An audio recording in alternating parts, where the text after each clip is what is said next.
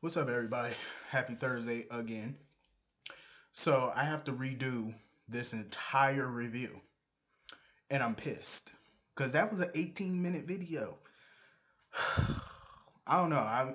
This video might be a little shorter because I really don't feel like saying everything that I said in the original video. For some reason, there was some audio problem. I don't know why. This is why sometimes technology is a blessing and it's a curse. It's a blessing for many reasons. It's a curse because you have to deal with technical issues. That pisses me off. So, I'm going to try to remember most of what I said in the last video. But getting into it, Elizabeth. I'm declaring this right now. I don't want anybody in the comment section to correct me on this because I know exactly what I'm saying when I say this, so I don't need to be corrected because I know exactly what I'm saying. Elizabeth officially has one child. Just one. Jake. That's it. Cameron and Aiden, they're gonna be in the attic until Christmas. Cause you know Cam and Aiden only come out the attic twice a year. Thanksgiving, Christmas, occasionally in the summer, so 3 times maybe. Being in that attic though, I hope she at least feed them, give them some crayons and some coloring books. I hope they got heat up there. Cause that attic can get a little drafty. I'm just saying when you lock your kids in the attic, I'm just saying it gets cold. Um, with all the spiders and shit. But yeah, Jim Harvey, this motherfucker, lurking around house. The PCPD is a joke. I'm just saying. The PCPD, it's a joke in that town. I'm just saying. 911 is a joke in Port Charles. They got an APB out on Jim Harvey, yet he's wandering around.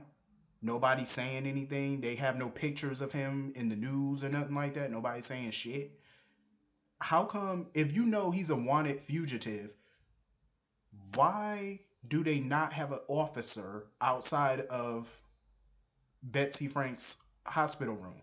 Why is there no cop outside the door? At least a security guard at the hospital. Why? You know that he's still out there and you know he may come back. Chances are, I mean, as a police commissioner, Jordan should have been 2 steps ahead on this. You have to think like a cop. Hell, you got to think like you got some common sense. I mean, think about it. He has so many loose ends in that town. Betsy being a major one, because mind you, Franco and them don't really remember what happened. Betsy knows what happened, so it's common sense that he would come back to finish her off. So why was there no cop outside the door? That's stupid. You ain't got to put the whole squad outside her door. One cop, one security guard, somebody, you know, to protect that woman. I'm just saying. But Betsy Frank, she was getting on my nerves today. I feel bad for her situation because she was locked up in Jim's house for months, but she had several opportunities to tell somebody what Jim Harvey did all those years ago, and she still keeps pussyfooting around. Like, girl, Drew was in front of your face. Why didn't you just tell him what happened back then? He asked her. And all she keeps saying is, oh, I need to tell Bobby. I need to. Forget all that. Can we just get down to the nitty gritty here? Like, because all this dragging this shit out is getting annoying. Like, I was just looking at Betsy, like, can you please open up your mouth and say something, please? Tell them what happened. I just felt like her whole conversation with Drew led to absolutely nothing, except for the fact that she saw Jim Harvey standing at the door and had some sort of fit. Had a meltdown, panic attack, whatever you want to call it. Whatever. Um, Now Elizabeth done got her ass kidnapped. I was like, oh Lord, here we go. Jim Harvey done saw her and Jake in the parking lot. I really don't see what's the point in that. What is he gonna use them for? He could have easily got out of town. You know what I mean? What are you taking them hostage for? I don't get it. For what purpose? You're just making your situation worse. I'm just saying, like Jim is a fool because you just bringing more heat on yourself. Why would you want to take hostages when you don't need them?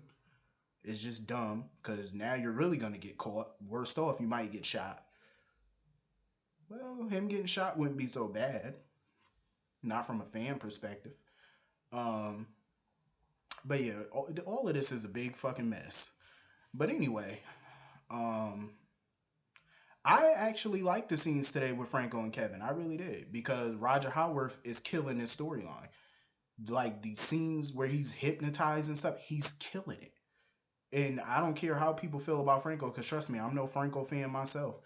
But I really want to know what happened. But I just, part of me want to know what happened. But a part of me getting sick of this because they're dragging it out so damn long, and you start to lose interest. But I'm like, okay, so was he molested? Was he abused? Was he both? I mean, what the fuck happened? What happened? Can we get some clarity on the situation? I'm just saying because they're dragging it out so much, and the fans, like, we lose interest after at least a month, 2 months. I feel like any storyline should be at least 2 to 3 months long. 3 months if it's that entertaining at the most. But after that, it's like you're dragging it out way too much. Um, but that whole scene though, it was creepy and interesting at the same time. Just watching him be under hypnosis, and he was just envisioning Jim Harvey telling him nobody's gonna believe you. If you told the truth, it would hurt Betsy, it would hurt Andy. I was like, wow, that was a strong scene. It really was. It was a strong scene. Um, and it's kind of realistic because a lot of people go through abuse when they were a child and stuff like that. So when you go to a therapist and stuff, it's really emotional. I never believe hypnosis actually worked because I've never been hypnotized before. I thought that was just a TV thing. I've never been hypnotized before. So I always wondered, does hypnosis really work? Like, if any of you know, like, does it? Because I've never been hypnotized, and I've only seen hypnosis on TV, so I don't know if it really works or not. And I was always curious about that. Um, is it just a TV thing, or does that shit really work in real life with therapists? Like, if they hypnotize you, could they really hypnotize you? That shit would be interesting. I always want to go under hypnosis. I'd be kind of nervous though. I'd be like, what if they got me barking like a little dog or something?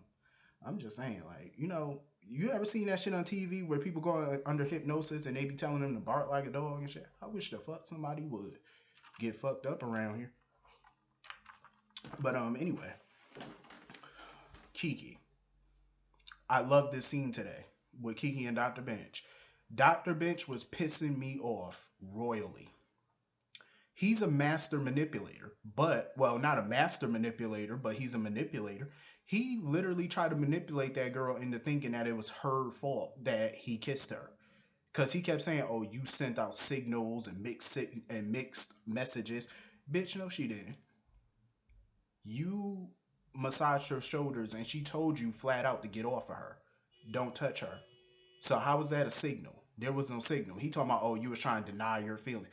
The only person that's denying anything is you. You're a predator, and you refuse to accept that you're a predator. Point blank.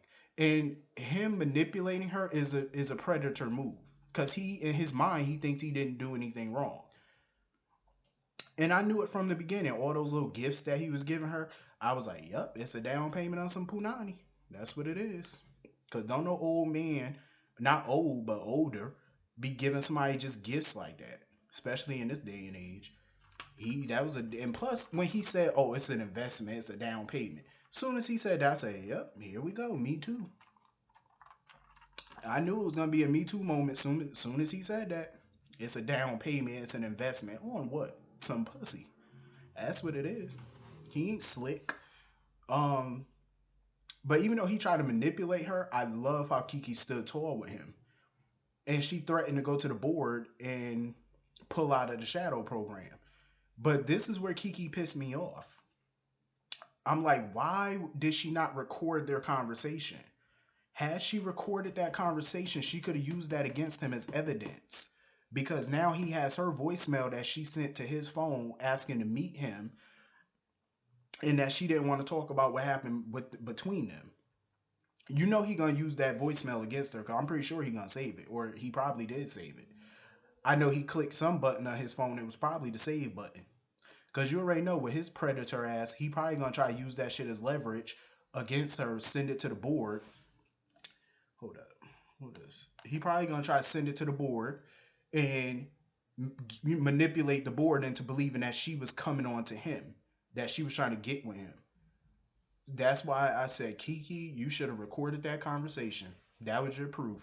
You should have recorded that because he's a sick bastard. People like him, they get what they got coming to them. And the fact that he thinks he did nothing wrong makes him a real predator. Because he really, in his mind, think he did nothing wrong. And now he trying to flip the switch on her. And I'm glad Kiki stood tall.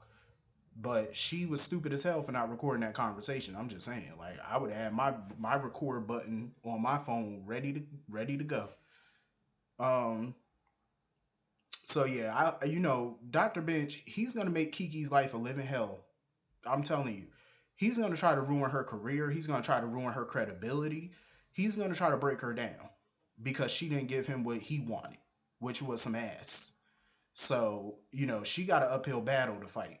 She definitely do. Because I don't think this is going to go away so quickly. She definitely has a fight on her hands with him, one way or another. I could see it in his face when he was smiling after he listened to that voicemail. She got a battle. She's going for an uphill battle with him. I can tell you that right off the bat. Anyway, moving on. Jocelyn and Oscar, let me tell you, all that food. They ordered so much food. I was like, wow. All that goddamn food. I said, y'all not gonna eat all that. See, this is why I'm fat. Because I seen them cupcakes and the French fries. I was like, listen, I would have savaged that food. I'm just saying. See, this is the fat person in me, because I would have fucked that food up. Plus, you got all them cupcakes. I said, what did y'all doing with a plate full of cupcakes? I said, y'all not gonna eat all of that. Um, I was like, damn, I was just licking my lips like that food, that all that's a nice little spread you got. Look, yeah, that food was looking scrumptious. Um, so anyway, Jocelyn is a mini Carly. As soon as she heard Sam and Drew broke up, her ears perked up, and the first question out her mouth to Oscar was, "What was your mom's reaction?" I said, "Here they go. Hopefully, they not trying to play matchmaker. Please don't do that. I feel like they need to stay out of grown folks' business. Watch, they gonna try to play matchmaker and probably try to hook Kim up with with Drew." I was like, please don't go that route. Please don't. But anyway, I like the relationship between Julian and Kim because they're both going into this situation with eyes wide open. Like Julian know she got feelings for her ex and she know he still got feelings for Alexis. But they still want to explore what they could possibly be. My whole thing is I like them together, but I don't trust Kim. I like her, but I don't trust her. It's something about her that's nagging at me. That's telling me. It's like that little voice in your head, like it just tells you something ain't right. You know what I'm saying? Something ain't right with this girl. I can't put my finger on it, but I know she's up to something. I know it. I have that feeling. Even if I could be wrong. Hopefully I am wrong. But I just have that feeling. It's like a gut instinct. You know what I'm saying? Something is not 100% right with this woman. I have that feeling. Can't figure out what it is though. But I know it got to be something about her and Drew's past more than likely. That's what I'm thinking. Has to be. But I know it's something. It's definitely something. I just can't figure out what it is. But I like them together though. But hopefully I'm wrong. Hopefully. I pray that I'm wrong. But anyway, that was the episode. I don't think I'm forgetting something, but hit the comment section. Let me know what y'all thought about today's episode. I will see y'all later. Peace.